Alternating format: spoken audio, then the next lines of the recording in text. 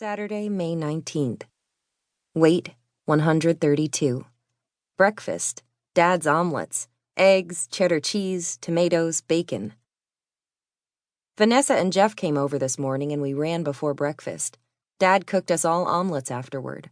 Mom was still in bed because she gets off so late at the hospital. I don't know how she stays awake enough to give people medicine in the middle of the night, but she says you get used to it. I turn into a pumpkin at about 11 p.m. every night. Dad was doing his cooking tricks because Jeff and Vanessa were watching. He can toss eggs over his shoulder and catch them and break them into the bowl with one hand. He was spinning the whisk around his fingers and juggling tomatoes. He was a short-order cook before he started selling cars, and he loves an audience. I've seen all his moves before, but Jeff and Vanessa were cracking up. It made me feel good. Proud of my dad. He never went to college or anything, but we have a really nice house, and great cars, and everything because he's so smart and worked his way up until he was able to buy his own dealership. I texted Jill and she walked over while we were eating. Dad tried to get her to have an omelet, but she would only eat a bite of mine, then immediately pulled out her phone.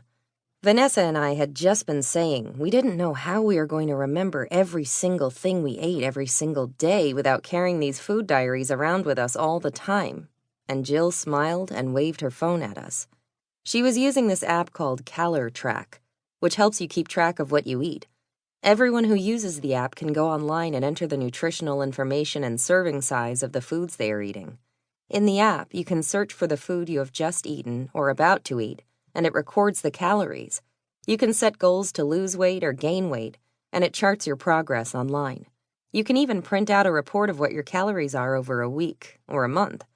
This was a revelation. Vanessa and I immediately downloaded this app. Naturally, Jeff did too. Dad watched us all being absorbed into our phones and started doing the funky chicken dance in the kitchen using oven mitts as wings to see if he could distract us. We all started laughing at how ridiculous he looked. Jill and I had tears running down our faces. I like Dad so much when he's in a good mood. I can't even be mad at him for behaving in a way that is completely and utterly mortifying because he's so funny. Mom wandered into the kitchen, bleary-eyed, in her sleep pants and t-shirt. She saw Dad and started laughing with us. She kissed my head and Jill and Vanessa said good morning. But when Dad saw her, it was like somebody threw ice water all over him.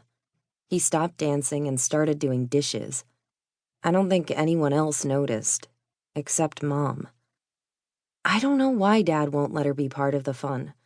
He handed her a plate with an omelet without smiling and turned back to the sink. Mom sat and talked to us while she cleaned her plate, but I couldn't take another bite. I just wanted Dad to come sit down with us. Mom: "These are so good. Dale, come sit down and have one with us." Dad: grunt from sink. Jeff: "His cooking is almost as good as his dancing." Vanessa: "Do the funky chicken again." Mom: "I always miss the good stuff." Dad, under his breath: "Not much of it." No one heard Dad but me because I was sitting closest to the sink, and because Jeff was trying to demonstrate the funky chicken dance. Mom laughed at Jeff's attempt, then asked me if I was going to finish my omelet. Dad turned around and shot daggers at her. He opened his mouth to say something, but then glanced at Jeff and Vanessa and Jill, and turned around again. Me: "It's all yours, Mom. I'm stuffed." Dad didn't think I saw him roll his eyes, but I did.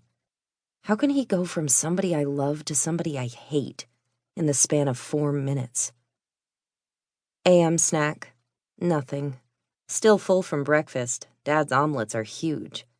Lunch: tuna fish sandwich with tomato, carrot sticks, barbecue potato chips. PM snack: You Go Yum yogurt, chocolate swirl, small, with bananas, pecans, chocolate chips, and hot fudge.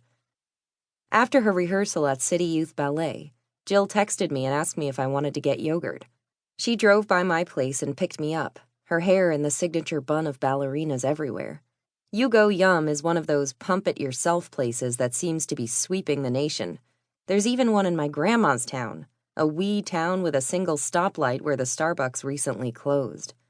I chose a small cup and took pride in my perfect loops of classic vanilla and chocolate swirl, making a picture-perfect soft-serve.